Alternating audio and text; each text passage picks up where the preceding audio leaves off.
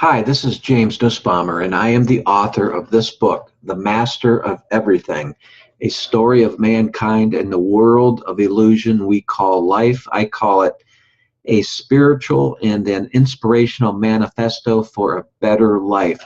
It's building momentum, and I hope you will be a part of the momentum and get yourself a copy. Its sequel is out soon, so please be a part of the momentum here. The Master of Everything, on sale now wherever books are sold. Today I'm going to talk about the strategy for succeeding in life, which actually this is kind of a part two to the previous video that I had just done. So strategy for succeeding in life, what do I mean about that? Well, all I can go off of is what I've studied about and my own experience, which really is true. Let me first start off by saying, don't silence that wrong-minded inner dialogue, and you'll never live a full and rewarding life. But you got to own that nasty dialogue. You got to take ownership of that nasty dialogue before you can put it to sleep. What do I mean? Okay, does that voice in the head have you chained and bound? Take a few moments while listening to this and think of some of the dialogue that often goes on in your mind. All the excuses, the blaming and judging of the world, others that you're judging, and yourself for not leading the life that you truly want. Isn't there always some kind of an excuse there? Some kind of judgment, some kind of condemnation? People often get trapped in the conflict of wrong-minded, ego-based dialogue, only giving them difficulty pursuing their dreams. The way out of this trap is to own, to take ownership of that negative, wrong-minded dialogue as yours. And then you can simply notice it without judging or condemning anyone, including yourself. You see, it's like this. We all have the ego at work in us, like that bratty little child throwing tantrums, saying, I want it this way. Does that sound familiar? By owning these ego-based conversations, by taking ownership of these conversations going on in the head, which means of the body, where self-imposed limitations seem to rule in your brain, which is part of the body. These kind of limitations make it easy when we own these limitations, is what I'm trying to say. When you take ownership of the limitations that you put on yourself, you make it easy to unlock the prison cell door that has you confined. This dialogue has peculiar qualities that you can learn to watch out for. Just like actual prisons, you can get locked up in these conversations for years. In fact, life sentences are common here, if you know what I mean. But being the owner of that prison, you have the power to walk right out and leave it behind you. The ego-based mind is the elusive, dark cloud cover in our minds that obscures the natural light of spirit. The ego in all of us, the ego in all of its unreality, continues to remain vigilant and suspicious, especially when a part of you seems to be allowing your natural light of spirit to be whole and be all of you. You see, this frightens the ego, and it shifts to viciousness when you calmly decide not to tolerate its abuse any longer. The ego then makes efforts for its own relief, whereby you begin berating yourself because the elusive side to you, this elusive side of you, the ego, does not want the real divine you, the real divine natural you, to shine through.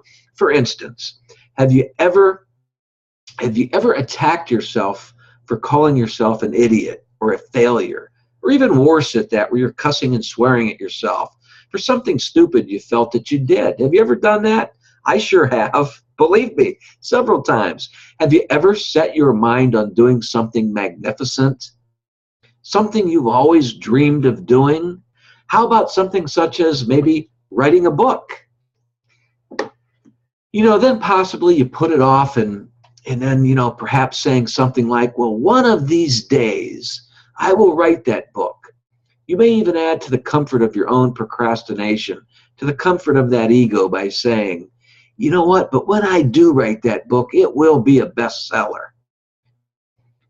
Maybe the day finally does come around, and and you have the momentum to get started. And as you sit at your computer, as you sit at that keypad ready to start typing about what you're thinking about writing about, you start with the conflicting, attackful but scenarios, that but scenario. This is when you begin hammering away like a jackhammer at yourself, kind of like a megaphone in your ear. You say things like, but I'd probably only be making a fool of myself if I wrote that book. How many times has this but dialogue taken control over you about any type of project or goal? A Course in Miracles states, do not remain in conflict, for there is no war without attack. In the first book of my ever-developing series, right here, yes, this is the first book of an ever-developing series that is ongoing. In this first book, The Master of Everything, readers will learn that we never really do end up making a fool of ourselves by going forward and taking action only to better our personal world. No, we never really end up making a fool of ourselves. We only think we're going to, but it never really happens. We never make a fool of ourselves. You will learn that you must take action when you see an opportunity in reach of you. Why is this? Well, it's because the light of spirit is penetrating through that dark fog. The light of spirit is shining through that ego-based territory in your mind. The light is shining through, and the ego begins to fade away. And you begin seeing that your goals, dreams, and aspirations are indeed reachable for you to grab onto, to take hold of, and run with, thus bettering your life. This is why you have those fearful conversations with yourself of loss and scarcity, because the ego-based mind doesn't want self-empowerment. It doesn't want you to pursue change. No, it doesn't. This is why you have those fearful conversations with yourself of loss and scarcity, once again, because the ego-based mind doesn't want you to be known as successful out there in the world. It doesn't want people to be saying that they love the book that you wrote. It doesn't want that. The ego's scared of that happening. It doesn't want you to pursue change. The ego is afraid of change. The ego-based mind does not want change, because that means when change is for the good, the ego-based mind is going to fade away, and it doesn't want to fade away.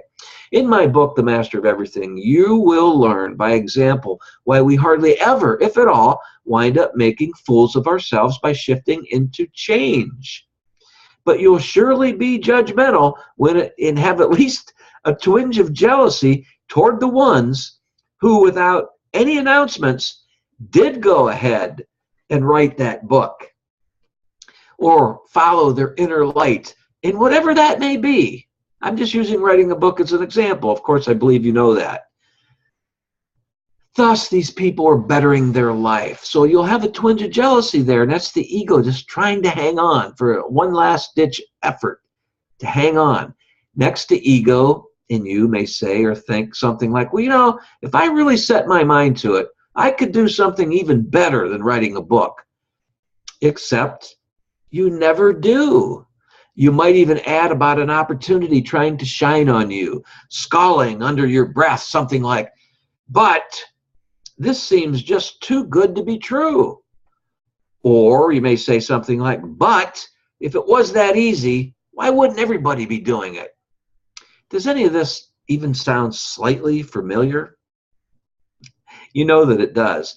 It's these sneaky, snarling dog statements of the ego-based mind that begin with but that we really must be careful about. Simply leave out those buts and merely take action when you know you should be taking action.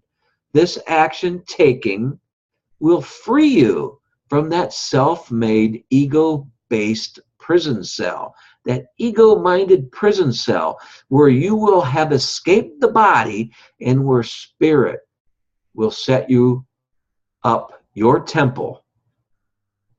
Let me quickly add that I have a system that I use to claim real abundance, where I had to go beyond the fear of change. And it really wasn't that big of a deal once I stepped and took that giant leap beyond the fear of change. Let me quickly add, like I said, I have a system for earning attractive residual income that allows me to do the things that I want to do in life. It allows me to have the time and the freedom to write my books. It can allow you to do the things, whatever your craft might be. Not everyone writes books. It may be any type of craft. But I have a system that will give you the freedom to do that. Click on the link in the description box of this YouTube video. Click on my jamesnussbaumer.com Real Abundance link there, say /Real Abundance. Go to that website and tool around there with it and click on some of the links that I'm providing for you and see where it takes you. Study them, look at them. Don't procrastinate. Think about the change we were talking about and go from there. Hey everyone, thank you for listening to me. I wish the best for you. Go after what you want in life. Don't be afraid of change. Just go ahead and do it because it's what you need to do. God bless you.